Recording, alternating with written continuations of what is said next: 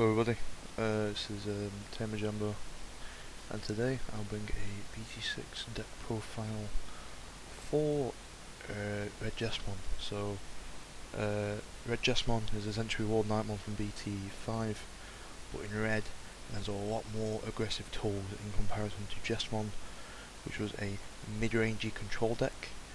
Jesmon is a straight out balls to the wall, I'm going to kill all your dudes, I'm going to paste for a shit ton of damage and make such a board that you can't deal with. It has similar effects to World Nightmon as it gets to flash in a Digimon when it attacks, but Jesmon's support as well allows him to restand and get multiple swings in within a turn, and also he just gains pacing whenever he attacks, essentially. So first I'll cover the eggs. I am doing 4 Demi-Mera. I think this is just objectively the best egg for him. And I'm doing 1 baby as well. Babies are good because it gains 2k and you have pacing, which is the majority of the times with the swings when you are with Jesmon. You're swinging with Jesmon, sorry. But most of the time I'd rather just have the extra 1k off the baby, off the Demi-Mera.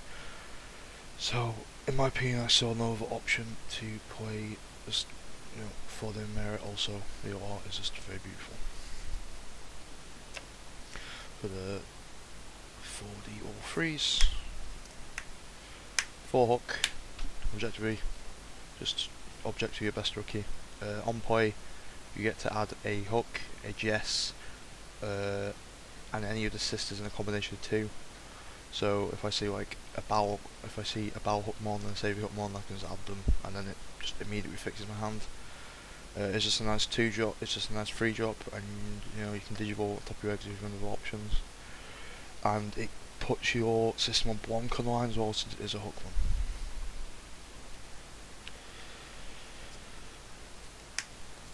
For Agu, probably is still one of the best red all threes. Just how it gives a K.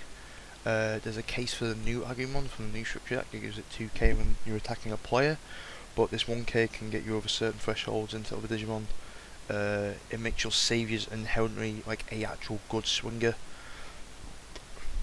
So it makes your saviors around 9k's, and if you're a CL out with saviors effect, it makes it go to 10, so it can beat over other level 5s. And it can start to establish your ball presence, but at the same time it just gives you an extra K. And then for my final level 3s, for the new Gilmon, this card's very good. So it has a your turn effect. If your opponent controls level 6 and you, I think you don't, you can warp digivolve this guy from a 3 to a 6 for the cost of 4. So essentially you gain about 6-ish mana, 6-ish memory value for 4, which is really good. And also it is inheritable that when you delete an opponent's Digimon, you get to draw a card. So it just gives you more card draw for the deck, which I think is Jesmon's biggest thing at the moment, is that it doesn't really have a card draw engine or some way of filtering through the deck without having to commit memory to the board. Now for all 4s, Football Hookmon. I do think this ratio is incorrect. This is simply the ratio I was playing during testing and deck building. It's a really good level 4, but I don't think it generally is a 4 of. I think it's maybe potentially a 3 of, maybe a 2 of in some cases. It's just a level 4 6k 2 to Evo, but if you have a system on in play, you get to pop something 5k or less. So essentially you swing with the Jesmon, you pop the blocker, and you can swing into their level 6 and pierce through it, and essentially you get 2 for 1 value, and it still triggers all the undulation effects. Now, next level 4, World Greymon. They should have reprinted this in the new Galmon structure deck in my opinion, but still, this is objectively the best red level 4 in the game. Its effect is too valuable not to have. Security to +1, it is bonkers. It makes your saviour hookmons generally a good swinger, because it can do for 2 checks majority of the time, and majority of the time you'll be going saviour, evolve, effect, play out CL, so it makes your saviours go to 9, if they argue goes to 10, So a 10k plus 1 level 5 is an incredibly good stat line to swing and security for some early damage.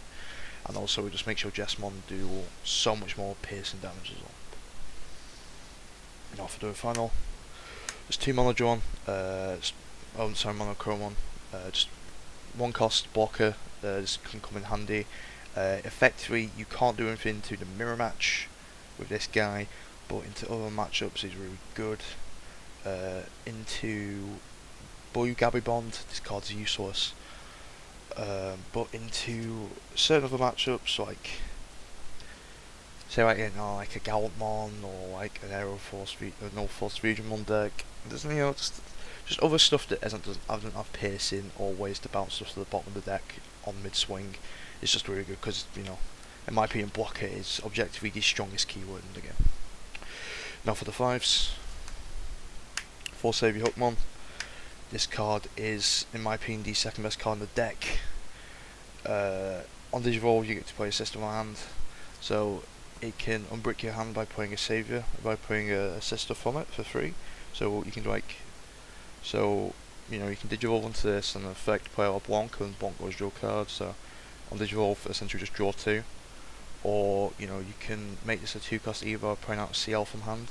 So if they choke you to 2, you can raise, Digivolve, effect play out a CL, and then CL effect you get to gain the memory. So it can put you like a turn ahead essentially, because you get to gain the memory if they did choke you to 2.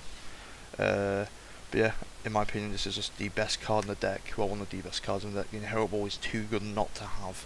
The games where you have Saviour on the stack, where you don't have Saviour on the stack, they're completely different. So that's why I only play 2 Voltramon as the other level 5. Some people play Ice Greymon. Personally, I prefer this. The inheritable effects of your level 3s and 4s, in my opinion, are too good not to have.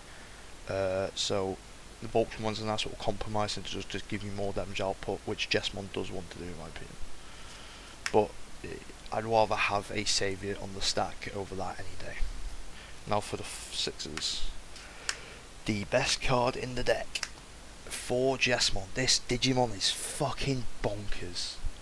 I don't understand who at Bandai thought it was a good idea to print this, but this is bonkers. So whenever you play a Digimon for the turn, it gets 3k in piercing, and when attacking you may play a System One from your hand and trash. So effectively you swing with that, play out any of the sisters from your hand or trash, it gets 3k in piercing, so you can effectively swing it almost every single 6 in the game, and some level 7s.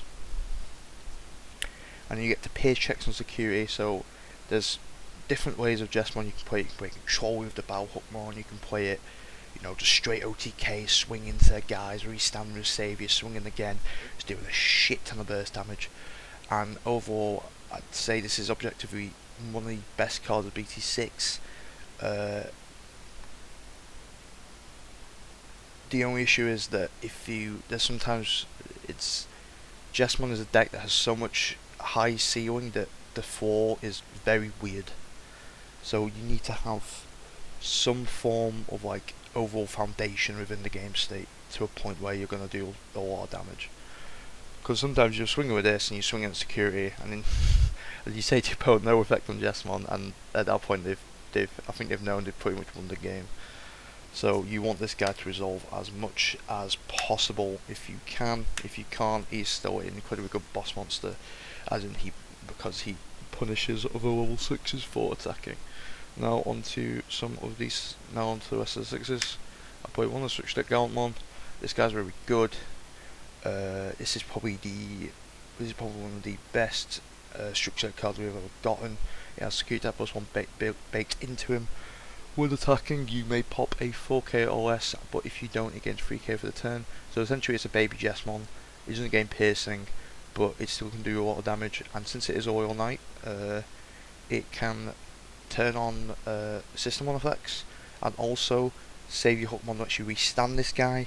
So essentially, you can pop another Digimon, or you can just get in front of a swing. And since the when attacking effect applies whenever, you can get this guy to about 17k, so it will probably never die on a swing. And for the tech card of the deck, BT2 Gallantmon. I'm probably going to cut this for just another structure deck Gallantmon. This card did not come up for, I've been told, at all. It's simply just nice to have, and also it makes your Guilmon effectively like memory, it's effectively makes your Guilmons a memory sink essentially. It's just when did you evolving? If you have a tamer, you get to pop a 6k. If it wasn't a tamer, it really just be like a really good card into blockers, but it's really not that good. It's just when attacking. If your opponent has 10 or more cards in trash, you get to trash one of the top security. Like I said, this is a tech card. This is a card that will either be better or be worse as the meta develops. If the format becomes more of a longer grindy game with trashes and such, this card will be really good. But if the format stays an aggressive OTK format, this card will be objectively worse. And I was putting the Galmon. And also, it's just a very nice art. Just to be a sword champion though, that's unfortunate. Nothing all 7s. Blitz Omni. I will play 1 Blitz Omni. I'm probably going to up this to 2. This is your game ender and potentially sometimes like just a game finisher. You can swing out your Jesmon, you do your full Jesmon combo, and then if you have something left on the board, you can go Blitz Omni, swing into that and pierce again, because Jesmon gains piercing for the turn, and keywords, because all buffs and keyword buffs stay on the Digimon for the turn. So you can play out your entire turn, you can pierce, do a shit ton of damage, oh okay, I've got I've still got a 6 on board, so I might have bang just pierce into this with this with Omni, and this is always the game. And then for our 7 I play X Antibody. This card came in clutch against a Gabumon matchup. Essentially you play this into other OTK decks to slow them down. If you're into the Jesmon mill this and you see this, you play out your entire Jesmon combo, then you swap this on the Jesmon, they cannot do anything. They still get the on-play triggers, they still get their own attacking triggers, but if they try pierce into you, you just say no, and then they essentially have to end their turn, because their Jesmon's essentially not doing anything for the turn, and you get to keep your board presence as well. This is such a good card in some matchups. Into solo matchups, this card isn't doing anything, but into matchups where it's do or die, whoever wins the race wins, this card's just bonkers. Now, just onto the sisters. I play 3 Blanc and 3 CL. This is probably the worst way I could have done this. Oh, there you go. There you go, Sam. Okay, so I play 3 Blanc and 3 sisters. I'm probably going to change this ratio, to be honest. Most people say it's correct. In my opinion, Blanc is objectively better than CL. I'm probably going to cut a CL for a Blanc. I need to test a couple of ratios, but this is in my opinion, this is the hardest decision within the deck. They provide so much like utility and so much pressure throughout the deck, but in my opinion, Blanc just is better because it draws you more cards. It makes all your shit blockers. But see, at the same time, it protects your Jesmon. It gets you more memory when it's on play, and it makes your Jesmons bigger than other 6s on your opponent's turn, so they can't exactly swing into it. Yeah, this is probably the hardest ratio to officially get down within the deck, in my opinion, because they do both such amazing things, but they're both extreme situational. Now for the options, triple word memory boost, it's fucking bonkers. It's just a red searcher. It's essentially a 3 mana investment that you can pop to get 2 mana back. So essentially it comes down to a 1 mana searcher. So this is just a really good card. I'd recommend everyone get 2 of each of the new structure decks, because also the structure decks is really good as well. Everyone will need a playset of memory boost cards. Play 2 Judgment Deployed. I might up this to 3, I don't know. It's just a really good card. It makes your Jesmons and Royal Knights attack your opponent's unsuspended. So if they have an unsuspended 6, you can promote, go into your Jesmon, swing with Jesmon, restand with Saviour, flash out a CL effect, gain memory. You get the piercing damage in, like, okay, he doesn't have you don't have Judgment in hand, and then you got Judgment on the second swing, targeting Jesmon, go to 0, swing into their 6, and the game's essentially over at that point. This is a really good card. I'm probably going to bump this back up to 3. I was testing 2 for this time, but nah, this card's too good not to have at 3 in my opinion. Also, its security effect is really good because it essentially gets you a free system on. One delicate plan. This card's really good. This card single-handedly wins any security control matchup. You know, you have Jesmon raising that, it's whatever. You know, you promote, fucking bang a delicate plan, targeting Jesmon, swing, restand swing.